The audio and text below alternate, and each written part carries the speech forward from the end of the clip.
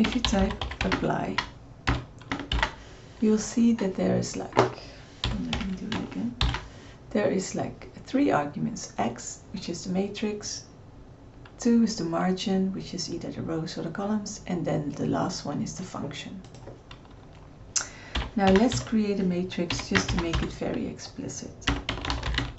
So I'm going to make a matrix of all ones. It's going to contain 10 rows and 4 columns. Yep.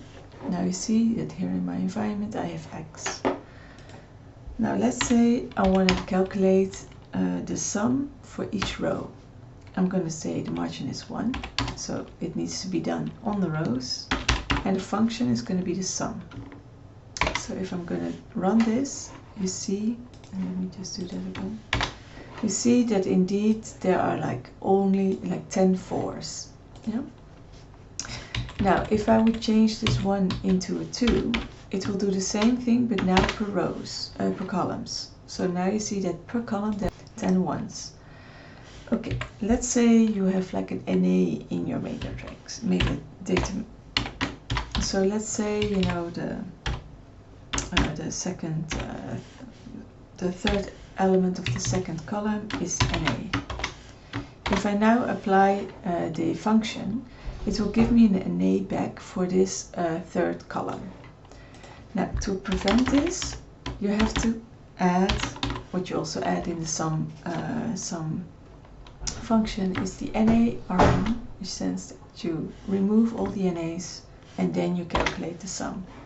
And that is what is done here. So now it calculates everything except for the NA.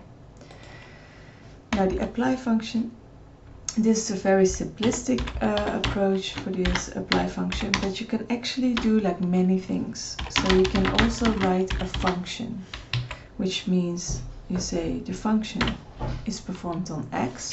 You can also call it y, it doesn't matter. And then here we say that there should be the sum on this columns.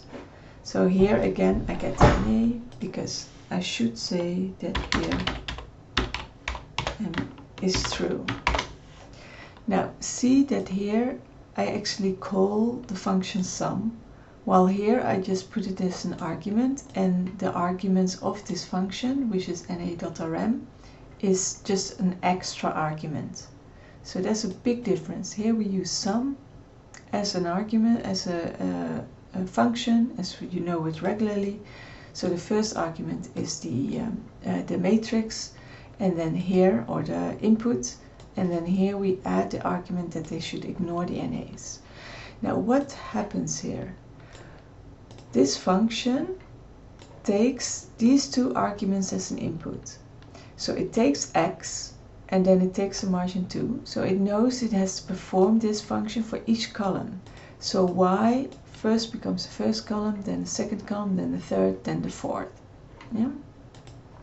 So this can usually people denote it as x, but I just want to make it very clear that this letter doesn't matter. You will get the same output. Yeah. Now let's perform the function on a data frame. So if I have the df, so let me first explore the data frame. So let's say we're going to do it on these, well maybe this one is a constant, so it's not so interesting. Let's do it on the gross income and rating variable. Yeah, so I'm only going to use these 2 variables. I'm going to use the 2, and I'm going to now calculate the mean. Now again, you see there are some missings in rating, so I have to account for this. And then here we have the mean value for each of those 2 columns.